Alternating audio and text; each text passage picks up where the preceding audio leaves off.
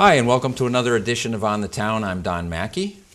Today I'm joined by Sid Starks and Ray Miller, co-chairs of an effort, citizens' effort here in town to circulate a petition that will put a question on the April 2015 town election ballot to form a charter commission. Sid is the owner of Sid Starks Financials on Maple Street in East Longmeadow. He's been a former member of the planning board, 5 years on the planning board, and he's been involved in town civic affairs for 18 years. Ray Miller is a former member of the town appropriations committee, capital planning committee. He served for 18 years on those committees, and he is a former member of the last charter commission that was voted, I believe that was established in 2004, and the report was 2005. So, welcome to both of you. Thank you. Thanks for being here. So, Ray, I'll start with you. What is a charter commission, and why are we having this conversation today? Well, 10 years ago, a group of people felt that it was important to take a look at town government just to see if we could find a more efficient way of providing services to the citizens of East Longmeadow. We gathered enough signatures, got it on the ballot, it was voted, and at that time we voted in 9 people for the Charter Commission. We went through the process of having open meetings, looked at various forms of government, such as we considered a mayor. We also considered a town manager, still just keeping the board of select persons. Considered various alternatives to the town government that we currently have. Mm-hmm. A report was made to the town at the appropriate time. There is a schedule that is required, and it went to a town election. It was defeated at the town election, but we felt that we raised some interesting points about the current form of government and possibly looking at some things in the future. It's been 10 years now. The budget has increased significantly, and I think, as with so many things, it's always good to take another look at it. And I think 10 years is a good time interval here, and I think it's time to take another hard look at our form of government. It's just like the town of East Longmeadow. It's like any business. Over the past 10 years, it's changed drastically. The budget's gotten bigger. Our elected officials have gotten more stress put on them, more responsibility.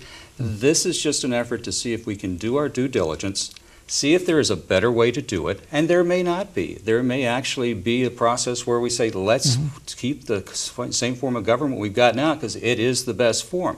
However, we owe it to the taxpayers and the residents of East Longmeadow to do our due diligence, to see if there's a more efficient way to bring about change and growth in East Longmeadow. Let's face it, our taxes are never going to get any cheaper. But if we can find a way to possibly save $50,000, $100,000, stabilize our taxes for a few years at least, that way we'll allow growth in town. We'll also, do you think the police department, maybe the fire department, the school department would say, oh gosh, no, we don't want an extra $100,000 in our budget. Or here's a concept, possibly say, well, let's use the money we've saved to not raise taxes for a few years. It's just a way to see if we can tweak a few things to make our town more efficient and even a better place to live. Now, so Sid, when did you serve on the planning board? What years? I was on the planning board from 98 to 2003. And a lot has changed on the planning board since then, just like in every department throughout the town. So what was your perception then? That was just before this charter effort the last time around came up. Describe a little bit your experience at the time, the way you worked on the planning board or the way you felt that government functioned at the time. There were communication issues. There will always be communication issues within the departments, but one of the things we can look at is possibly streamlining the effort. If a business comes to the planning board, if an individual comes to the planning board, they need action immediately. Oftentimes dealing with the different departments that takes more time and costs the individual and the business owner money. So possibly looking at this enhancement of our town government could streamline that effort. Ray, from the Appropriations Committee standpoint, you had a lot of years on appropriations and Yes. capital planning, and one of the things about East Longmeadow town government that I think is somewhat distinguishes it from other towns in Massachusetts, a lot of other towns that I've looked at, is the Appropriations Committee in the 1962 bylaw revision was specifically given authority over the budget-making process, really independently of the other elected boards. The Appropriations Committee and Capital Planning have a unique perspective, I think, in East Longmeadow, probably the most comprehensive view of any elected body of how the town functions on a day-to-day basis. Did that give you some insight when you were talking about alternative forms of government, about what some of the major issues were in terms of defining what does the town government need to do? I think serving on the Appropriations Committee gave me an opportunity to really see all the departments and really discuss what they felt their function was, what their purpose in town government was, and how they service the people. It's probably, you're right. I think East Longmeadow is unique in many ways with regard to that, because a lot of places a budget will be prepared and the Finance Committee will review it. But we had the opportunity to actually put the budget together, and we only answered the town moderator was the appointing authority for the Appropriations Committee. So that kind of gave us a unique opportunity really to do an independent job of putting a budget together. And I think that was very good, because it did give us an opportunity to really study each of the departments, particularly the larger ones, the school committee, the DPW, police and fire, as well as some of the smaller ones, but particularly the larger ones. And we had the opportunity to look at one and say, this is a good thing that you're doing, and we could go to another department and say, have you considered this? So in that regard, I think it was very unique, and it was very, very worthwhile. And keep in mind, this is in no way an attack on the current form of government. Right. There are some great elected leaders we have in this town.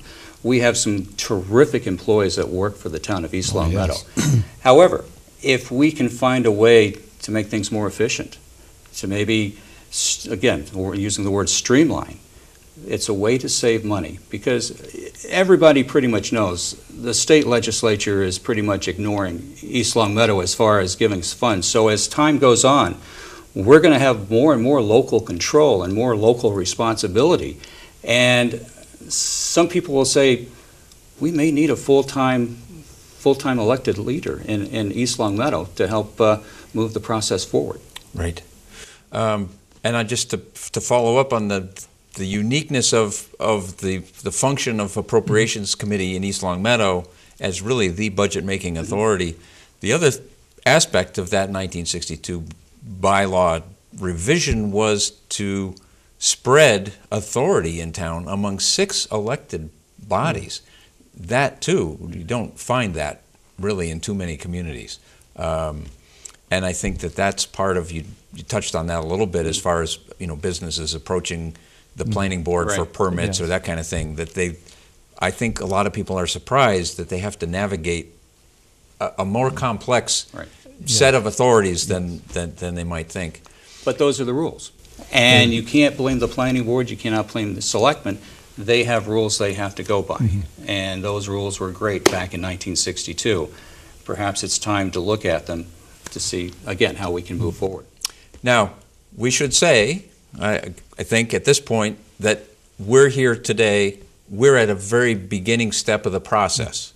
And while we're talking about possible different forms of government or things that were considered the last time by the prior Charter Commission, this effort, of which you two are the chairs of this citizens group that started this, is really just at this point circulating a petition. So why don't you describe that first step for us? Well, the actual process, our job in our committee is not to choose the form of government, not to stress which form of government we want. Right. Our job is to get 1,700 signatures from registered voters. Those signatures will help put this question on the 2015 ballot on whether the town wants to move forward and look at a possible enhancement to the town government. It will also give the town a chance at that point to elect 9 commissioners if they so choose.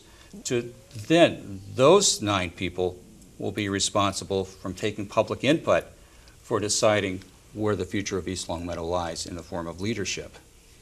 So the time frame there, if someone were interested in running as one of those 9 commissioners, what's the time frame involved in that for them? They would appear on that ballot with the question. Correct. Correct. So they would, I presume, take out nomination papers. Just like the elected Just like officials the running elected for public officials. office, they would take out their nomination papers. They could put signs in the yard. They would need 50 signatures. It's a big responsibility. They would be responsible, if elected, to take input from all the various forms of government that we have the options for. At that point, they would make a decision, bring it before the town, and it's not them, but it's actually the voter, which we hope it's, more than 15% of the registered voters would come out and make that decision for East Longmeadow. Ray, what were some of the things that you felt were I don't want to say skills, but attributes that people who might serve on a charter commission would bring to that commission, and what now, in hindsight, having been through it once before, what should the expectations be of what someone should be prepared to consider and their approach, the time commitment to do that? Because I think as this moves forward, given the time frame, people who are interested in this process and might consider seeking a position on the Charter Commission, would do well to be prepared. So what's some of your perspective on that? I think probably the most important thing is to have an open mind. I don't think we'd want someone to come in with a fixed agenda for it. But we want to look at various forms of government. We have actually, I think it's great because we have the opportunity to look at what other towns have done. We can talk to them and see what they liked or what they disliked about what they voted on, just to get some experience that we could apply to East Longmeadow. I think that one of the things I think is important is that, or what we'd want to look for, is to have a smoother operation and a more timely operation, so that people don't have to come back to the Board of Selectmen and wait 2 weeks, for the next meeting, things of this nature. That things can get done in a more timely manner. And this is one of the things I think, as Sid has mentioned, is very present today, and it's very frustrating, I think, to people and to businesses, some of the delays that they have to go through. But I think it's very important for people to have an open mind, to want to explore different things, because there's a lot of things that can be changed, and there's a lot of things that we want to keep just the way they are, or we may want to keep just the way they are. And we don't want to ignore that, but we want to look at what the different forms are, how one would impact things, how it would might determine what we might do in another area. But and we want to. These meetings are open to the public. We would have there would be hearings where the public would be invited. They would there would be a preliminary report that they could come, and we could that would discuss the pieces that the committee would be considering, and we would certainly want the input from the public, because we've got a lot of concerned and citizens in town, and a lot of people that have a lot of experience, not only in government but in business, and we want them to bring those ideas to the committee. And we've already had great response. We had a tent set up, a table during the town elections. We had over 600 registered voters sign the petition saying, yes, we think we should explore this opportunity to see what we can tweak and make better for the town of East Longmeadow. Of course, there were a few people that, were negative about it, but my thought, as Ray said, you should have an open mind. Anybody that may be against this also, well, are they against having a more efficient government, spending our money more wisely? And just like businesses, things change. Any business owner out there will tell you that 2014 is a lot different from 2004, and that they're doing things different these days. Technology can help save money. So we're planning on getting those signatures, and again, it's not just Ray and myself, it's the entire town having input in this, so that, in 2024 we can look back and say, hey, we're all responsible for making East Longmeadow a better place to live. And one of the things, and I'll say that, we've made a commitment here to be very active in the effort to provide information about this process to people, because it's a complex process. Yes. It happens over a period of time. There's a number of steps, and we're talking today about just getting the signatures, Right. getting the petition. When that petition is certified, to get it on the ballot, then the Charter Commission does its work. So throughout that process, to be able to keep people informed and about what stage we're at. So I want people to feel like you can certainly use LCAT as a resource. We'll publish some things on our website. We'll put the videos online as they come up, certainly this interview and things as we continue. How do people sign this petition? Well, this is a process, and town meeting that's coming up. We're going to have a booth outside of the school. We'll be taking signatures on the town meeting night. You can only sign once. I know some people may want to sign more than once, but change isn't immediate. This is a process. So the first step is to get the signatures.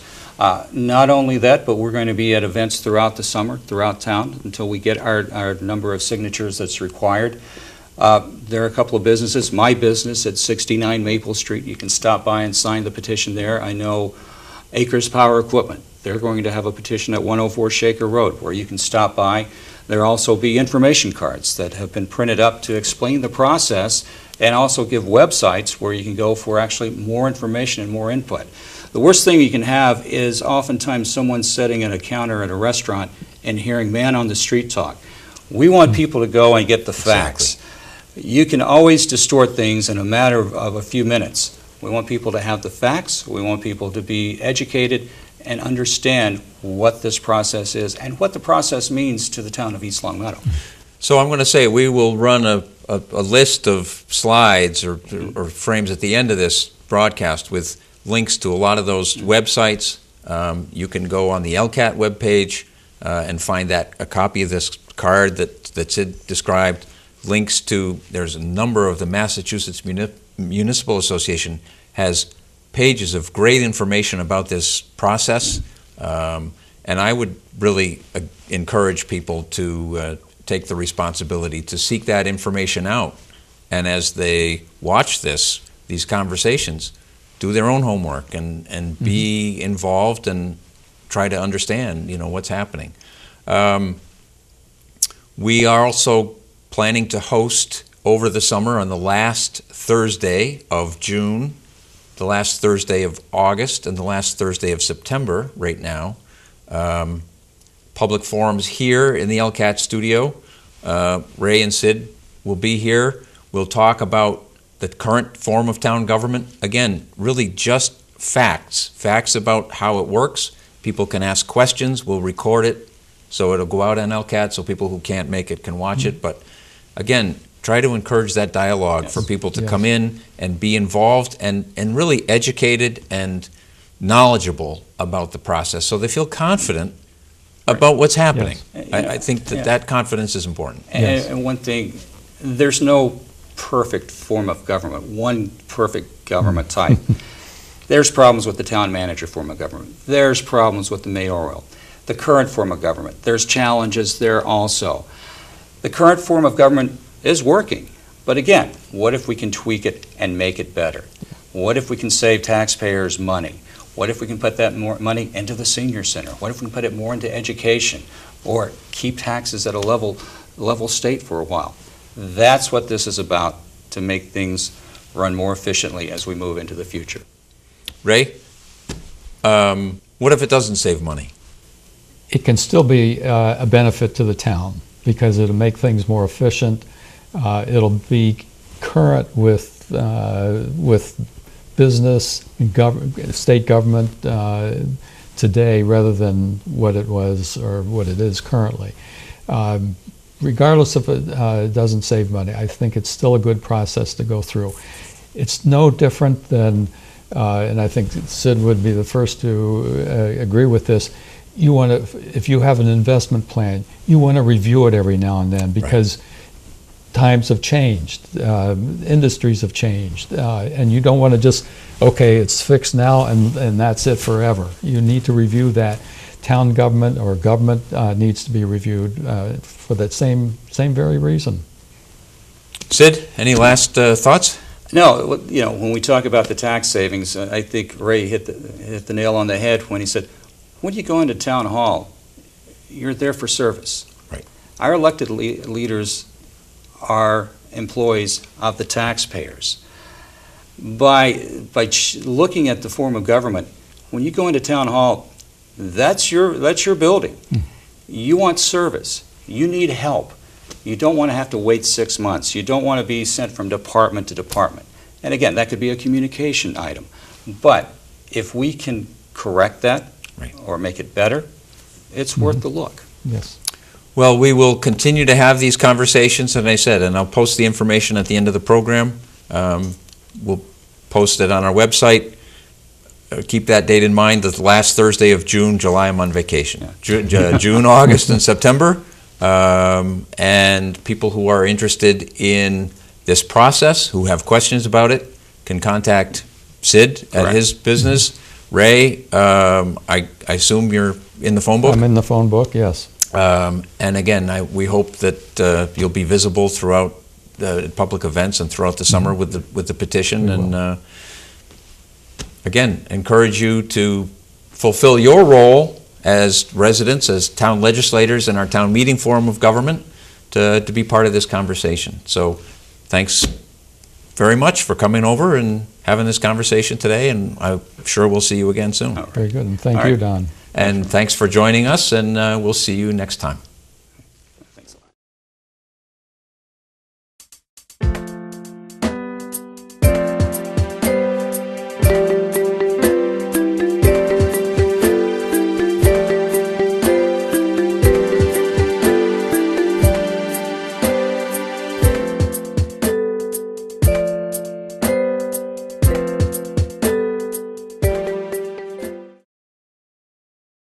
For more information on the forms of town government in Massachusetts and the charter adoption process, visit the following resources online. The Mass Municipal Association at www.mma.org, the Mass Municipal Managers Association at www.massmanagers.org. Both have extensive links to other pages about the charter adoption process. The Massachusetts Department of Revenue at mass.gov publishes a document called Charting a Route for Charter Change. And the statute governing charter adoption in Massachusetts, Chapter 43B of the General Laws, known as Home Rule legislation, is available at the Mass Legislative homepage at malegislature.gov. Finally, the Department of Housing and Community Development at mass.gov/HED has a list by town of all the charters adopted or revised in Massachusetts.